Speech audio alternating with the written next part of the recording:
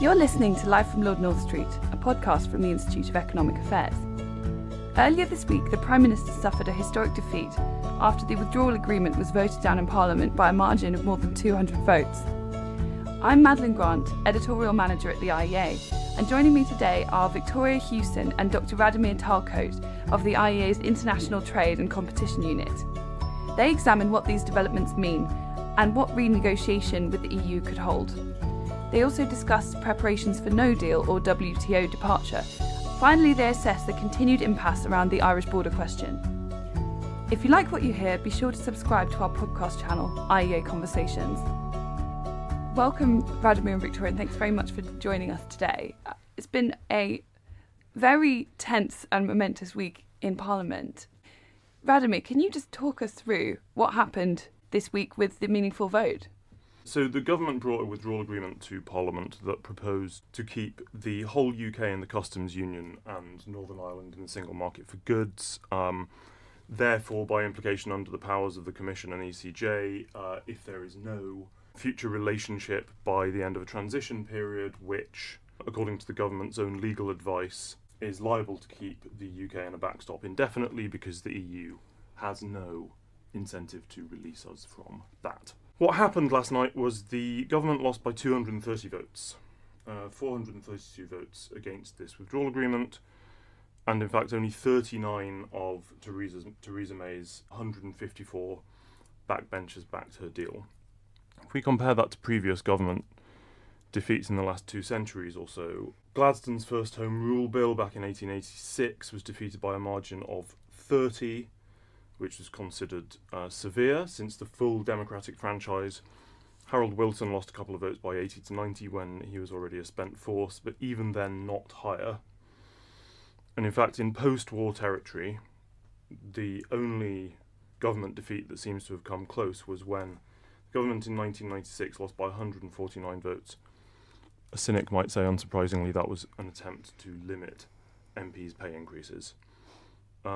Before last night, commentators were saying that losing by 150 to 200 would be monumental and unprecedented. That gives us some idea of where we are this morning.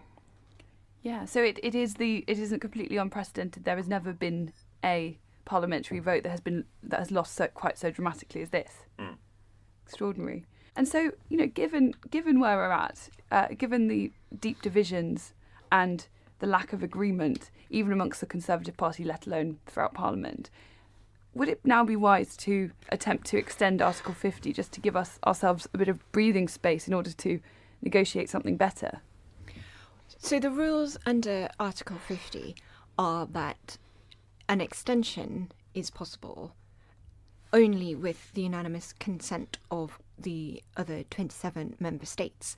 In the absence of such negotiation, the 2-year period will run on and the treaties will cease to apply on the 29th of March this year.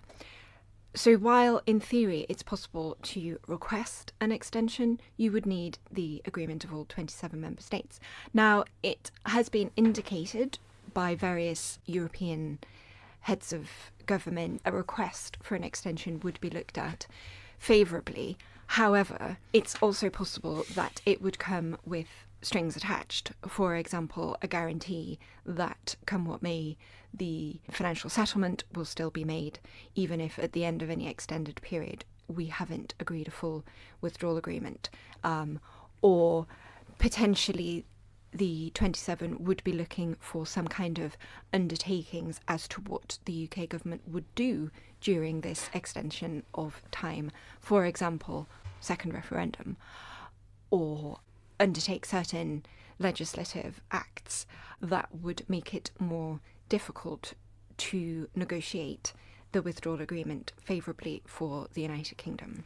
So we could see our negotiating hand being even more weakened than it already is. Yes, exactly.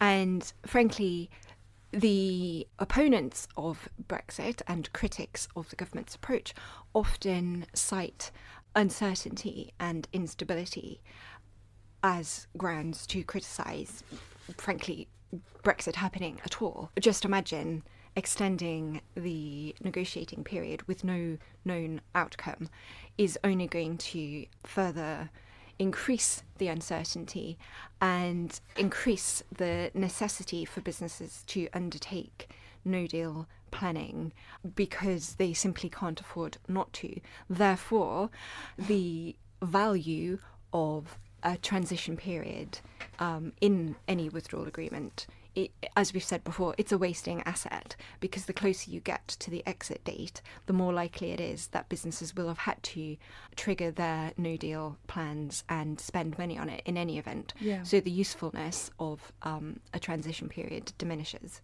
And also, Shankar has previously talked about when you're dealing with EU negotiators in particular, they seem to make decisions only when very much pushed up against it for time. He's talked about the importance of timing and all of this. So it may be that things need to really come to a head, a combination of that and properly robust no-deal preparations in order to actually get the deal. How could the UK better use leverage in the negotiations to come? If the UK simultaneously presents the EU with a legal text of an EU-UK free trade agreement and simultaneously demonstrates it's preparing to leave the EU on WTO terms, that demonstrates, should we say, not the same terror that we feel we've seen about the clock being run down, and then the running down of the clock becomes to our advantage, not against it. If, for example, you are simultaneously negotiating your terms of agricultural trade with the United States and Australia, you have more leverage over the European Union, and broadly we use time in our favour. Arguably, if the British government were to request an extension in order to use the time to prepare for no deal, you could see some benefits to that. However, the chances of the EU 27 agreeing to an extension of time to allow the British government to improve its negotiating plan by throwing masses of resources at no deal planning seems a little bit unlikely, unless it was done on the basis, and I'm really thinking aloud here, because I don't think anyone has particularly suggested this in either the EU side or the UK side.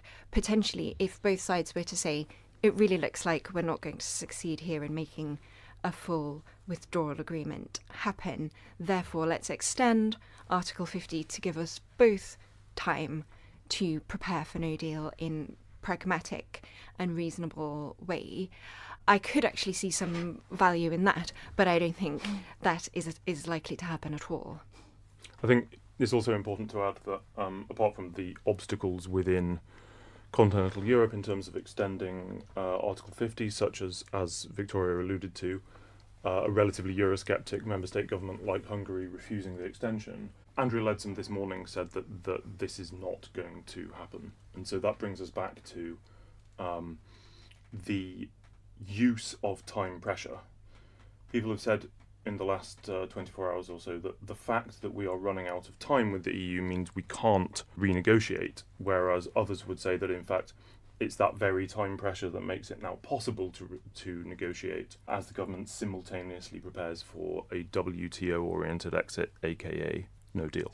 So I guess putting aside the likelihood of whether or not the EU would, agree to renegotiate and agree some concessions, because, none of us can be Mystic Meg here.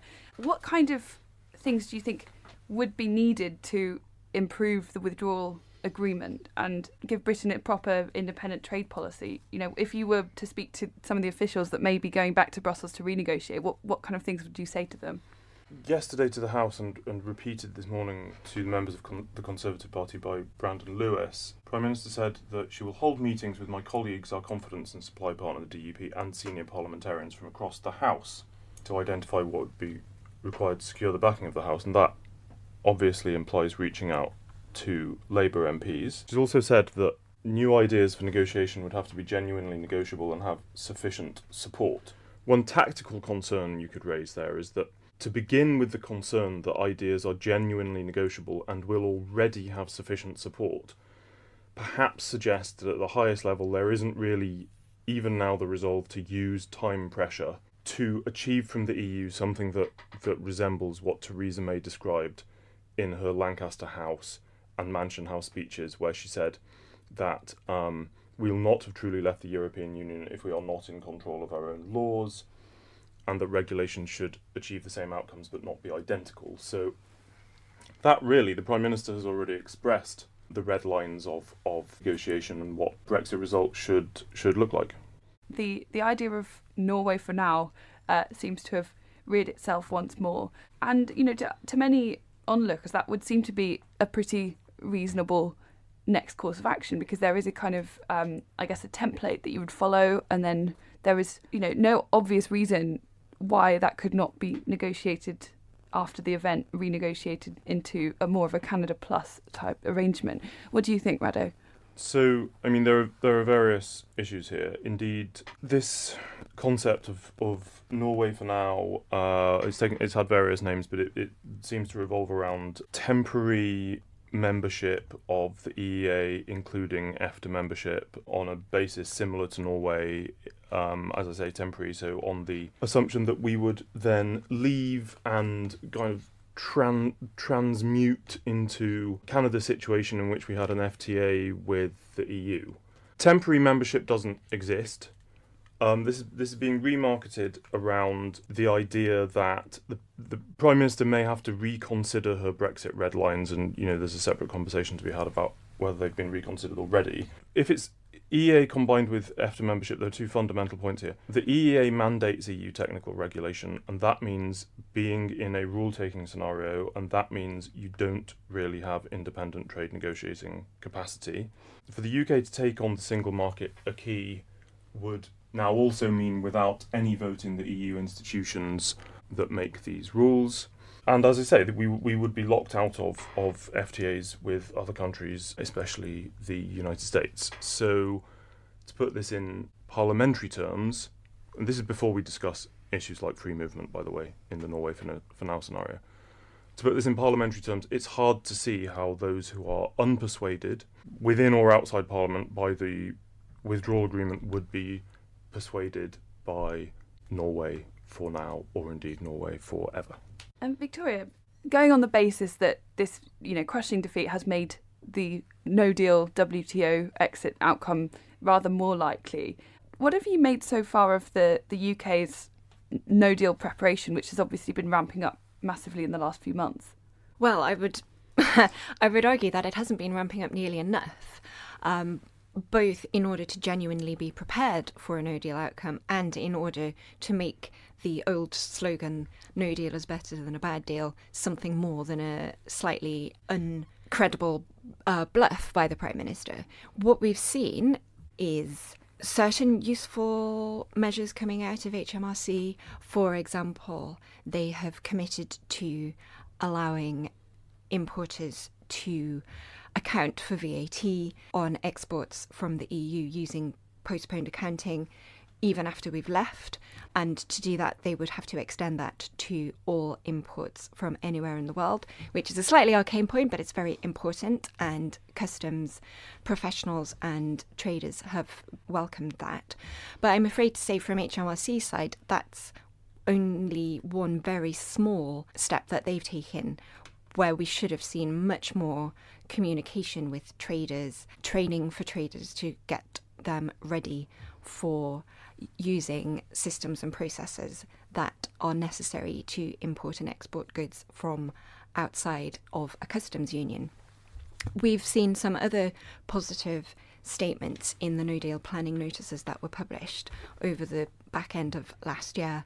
For example, recognising EU medicines approvals so that we can continue to import pharmaceutical products and medical devices, which was very welcome and very sensible. We need to see a lot more of that. There are a lot more proactive unilateral steps to make clear that Britain will still be open to imports from the EU. What I'd like to have seen was making clear that we would also take those unilateral liberalising steps with respect to imports from around the world, both, as I say, as genuine preparedness and also to give some real substance to the no deal is better than a bad deal sort of statement. Yeah, you're right. Make it more than just a kind of glib phrase. One other positive, perhaps, is that some of the biggest of the kind of no-deal scare stories that were being thrown around over the summer, last summer in particular, things like planes won't fly, medicines running out, some of those more fatalistic ones, I think, can now be debunked thoroughly. But there is, I guess, the finer detail is yet to be resolved. Well, that's right. And we've also seen similar preparedness notices coming from the EU side, which have tackled some of those really sort of structural issues that very much, if they'd been allowed to simply run their course without any action being taken, would have been extremely serious in areas like aviation. As you mentioned, the EU, the Commission, has made notices and has started implementing legislation so that planes will fly. They will fly in a much less streamlined way than they currently do in the single aviation area, but planes will fly. That's sort of been resolved, albeit on an interim sort of patch basis. They have not been particularly helpful. Actually, neither the UK nor the EU side, have been particularly helpful with respect to goods trade. The EU has stuck pretty firmly to its position that the UK will be a third country, will be treated as a third country. They will look at taking the necessary steps, for example, to list the UK as a safe country from which to import food and animal products, but that hasn't really happened. We're not entirely clear that that will be there on day one. They haven't taken any steps to make clear that UK traders will benefit from facilitations to actually just keep traffic moving quickly through the ports. And as I say, the UK government has also been a bit cagey on what they're going to do there, although there was a statement came out of the government in response to questions from the Northern Ireland Affairs Committee, which made clear that the UK government would enable animal products and meat to be passed straight through the ports coming into Britain from the EU, and also critically into Northern Ireland from the EU, i.e. from Ireland, that we wouldn't be requiring border inspection post checks by vets on meat and animal products from the EU, which, again, it's a very narrow, arcane point, but it's extremely important in terms of keeping goods flowing and keeping, really important food products flowing to our supermarkets. We have touched on the Irish border already, and obviously that has proven itself, rightly or wrongly, to be the major sticking point in negotiations. Do you think that there would need to be some material change regarding the Irish border in a future withdrawal agreement in order for it to be palatable, get through Parliament? That's certainly how it stands at present, with the parliamentary arithmetic and the pivotal role that the DUP play at present, the Democratic Unionist Party, who are implacably opposed to the withdrawal agreement because of the backstop that would mean Northern Ireland being in a customs union with the EU, as well as being in a single customs territory with the UK. Fundamentally, though, the single customs territory comprises the EU customs territory, including Northern Ireland, and the UK customs territory. So Northern Ireland would both be in a separate customs union to the rest of the UK, and would also, as Rado outlined earlier, be a rule taker who had to accept the whole of the acquis on goods as listed out in the withdrawal agreement. And any subsequent amendments and additions to those existing regulations. Some people argue that this isn't as bad as it sounds, because if there was any new regulations added to that list, the UK government would have a right to veto those new regulations. I don't set any store by that at all. For a start, a lot of the legislation that comes out of the EU in respect of the single market in goods is actually simply updates and amendments and recast versions of existing legislation, which would be passed straight through to Northern Ireland. They would have no right to either to vote on it in the first place or to veto it as it comes in. And secondly, even if there were to be a completely brand new regulation or directive, in theory and in terms of the formalities of the agreement, the UK would have the right to object and not implement that in Northern Ireland, but the EU would have the right to take retaliatory measures against it. And I strongly suspect that in reality, as actually happens in a very similar framework in the EEA agreement, where the EEA countries have a similar right to simply not implement new regulations, but suffer consequences from the EU if they do so. The reality is they always implement the new regulations without exception. So that's in summary, that's basically what the backstop comprises for Northern Ireland, unless or until a new full agreement can be reached. So the DUP is implacably opposed to this because it separates Northern Ireland from Great Britain in trade terms and, frankly, constitutionally in terms of who makes and enforces the laws in that territory. Unionist Conservatives are very strongly opposed to it. They would very much see it as opening the door to Scotland and potentially Wales requesting similar special treatment. Frankly, for businesses, it's a very odd situation because it invents a new kind of customs formality that they will have to deal with, both trading from Great Britain to Northern Ireland and vice versa, but also what's been slightly unremarked upon, trading from Great Britain to the EU will not be seamless under this backstop arrangement. It will still require a paperwork movement certificate, and fundamentally it only deals with customs. It only deals with the fiscal aspects of trade tariffs. It does nothing for the regulatory aspects. There is no regulatory recognition whatsoever for Great Britain. All formalities to do with regulatory compliance will still apply.